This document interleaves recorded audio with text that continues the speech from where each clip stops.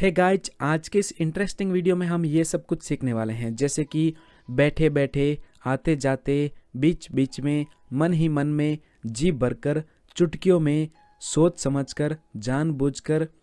तो दोस्तों, ये कुछ ऐसे वर्ड्स हैं जो हम दिन में कई बार यूज करते हैं और इन्हें हिंदी में तो हम बोल लेते हैं, लेकिन इंग्लिश में कैसे बोलते हैं हम नहीं जानते।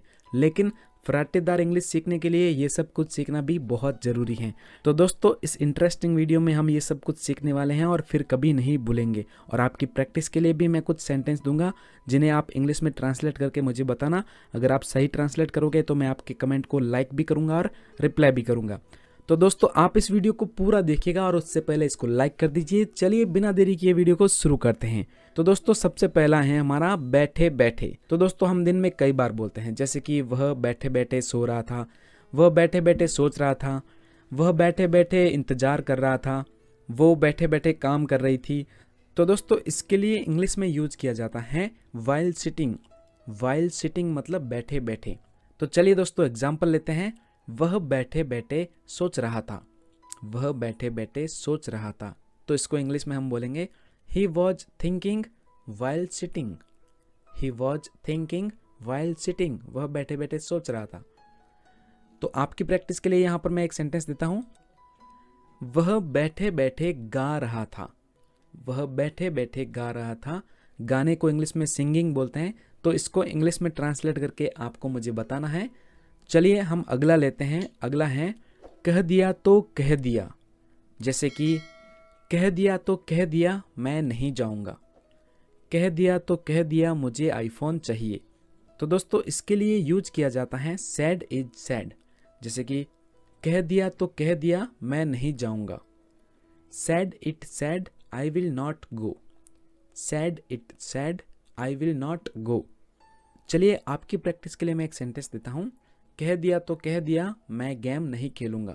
ठीक है, इसको आप इंग्लिश में ट्रांसलेट करेंगे और मुझे कमेंट में बताएंगे। इससे आपकी प्रैक्टिस बहुत अच्छी होगी और आप इसे कभी नहीं भूलोगे।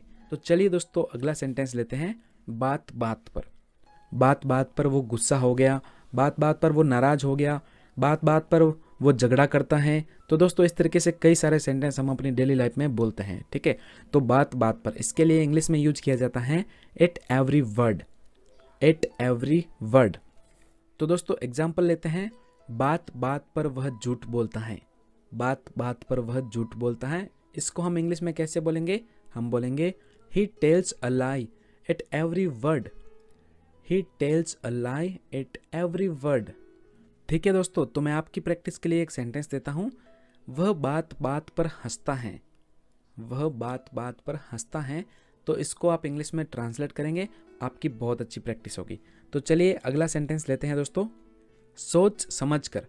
सोच समझकर काम करो, सोच समझकर वहां जाओ, सोच समझकर खरीदारी करो। तो दोस्तों, हम ऐसे कई सारे सेंटेंस एक दिन में बोलते हैं।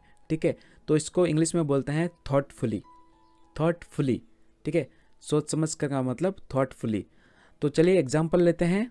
मैं अपना काम सोच समझकर कर रहा हूं।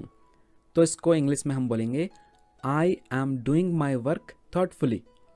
I am doing my work thoughtfully. ठीक है, तो आपकी प्रैक्टिस के लिए एक सेंटेंस देता हूं। मैं यह फैसला सोच समझ कर ले रहा हूं। तो आप इसे इंग्लिश में ट्रांसलेट करेंगे और फिर मुझे कमेंट करके बताएंगे। हम लेते हैं अगला सेंटेंस। अगला है जानबूझकर। हम डेली लाइफ में बोलते हैं, जैसे कि उसने ये जानबूझकर किया, वह जानबूझकर आया, मैंने जानबूझकर ये काम किया। तो दोस्तों, ऐसे कई सारे सेंटेंस होते हैं। तो जानबूझकर, इसको इंग्लिश में बोलते हैं विलिंगली। विलिंगली मतलब कि जानबूझकर। ठीक है, एग्जाम्पल लेते हैं। मैं यहाँ जानबूझकर सो रहा हूँ। मतलब कि लोगों ने या तो मेरे को मना भी किया या फिर किसी ने मेरे को बताया भी नहीं कि यहाँ पर सो जाओ, लेकिन मैं बिना बताए, ठीक है, मैं अपनी मर्जी से जानबूझकर यहाँ सो रहा हूँ। तो मैं यहाँ जानबूझकर सो रहा हूँ, इसको इंग्लिश में बोलेंगे I am sleeping here willingly. I am sleeping here willingly. मैं यहाँ जानबूझकर सो रहा हूँ। आपकी प्रैक्टिस के लिए मैं एक सेंटेंस देता हूँ। तुमने यह जानबूझकर तोड़ा है, तुमने यह जानबूझकर तोड़ा है। ठीक है, तोड़ने को ब्रेक बोला जाता है और उसकी सेकेंड फॉर्म यूज होगी ब्रोक। ठीक है, और उसमें आपको विलिंगली यूज करना है। तो पूरा सेंटेंस क्या बनेगा आप मुझे कमेंट करके ज़रूर बताना, ठीक है। नेक्स्ट है आते जाते। आते जाते जैसे कि आते जाते मैं तुमसे मिल लूँगा, आते जाते मैं कर दूँगा, आते जाते मैं रुक जाऊँगा। तो ऐसे कई सारे सेंटेंस हैं जो हम यूज करते हैं। तो आते जाते इसके लिए इंग्लिश में यूज किया जाता है ओकेजनली। ओकेजनली मतलब कभी कभार, आते जाते, ठीक है, चलते फिरते, तो इन सब के लिए यूज किया जाता है ओकेजनली, ठीक है। एग्जाम्पल लेते हैं, मैं आते जाते उससे मिल लूँगा, मैं आते जाते उससे मिल लूँगा। तो दोस्तों आते जाते के लिए हम यूज करेंगे ओकेजनली और पूरा सेंटेंस बनेगा I will meet him occasionally, I will meet him occasionally. आपकी प्रैक्टिस के लिए एक सेंटेंस है, मैं आते जाते यह कर दूंगा। तो आप इसे इंग्लिश में ट्रांसलेट करेंगे और आप मुझे कमेंट करके बताएंगे, ठीक है। नेक्स्ट है समझा बुझाकर। जैसे कि मैंने उसे समझा बुझाकर भेजा है, मैंने उसे समझा बुझाकर बिठाया है, ठीक है।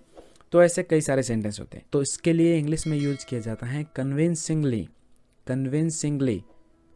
तो एग्जाम्पल लेते हैं, मैंने उसे समझा बुझाकर भेजा है, ठीक है, वो नाराज था, मैंने उसे समझा बुझाकर भेज दिया। तो चलो इंग्लिश में ट्रांसलेट करेंगे, आई सेंट हिम, मैंने उसे भेज दिया, I sent him convincingly, I sent him convincingly. बहुत ईजी सेंटेंस है। तो आपकी प्रैक्टिस के लिए मैं एक सेंटेंस देता हूँ, मैंने उसे समझा बुझाकर बुलाया, ठीक है। तो दोस्तों बुलाने को बोला जाता है कॉल, CALL, कॉल, और समझा बुझाकर को कन्विंसिंगली बोला जाता है। तो आप इसका यूज करके पूरा सेंटेंस बनाएंगे और आप मुझे कमेंट करके बताएंगे, ठीक है। आपकी प्रैक्टिस हो जाएगी। अगर आपका सेंटेंस सही होगा तो मैं आपके कमेंट को लाइक भी करूंगा और रिप्लाई भी करूंगा, ठीक है। तो चलिए दोस्तों आज के लिए इतना ही, अगले वीडियो में और सीखेंगे। तब तक आप इन सारे वर्ड्स का रिवीजन कीजिए और इंग्लिश सीखते रहिए, ठीक है। और इस वीडियो को लाइक कर दीजिएगा। हम मिलते हैं नेक्स्ट वीडियो में, तब तक के लिए जय हिंद, जय भारत।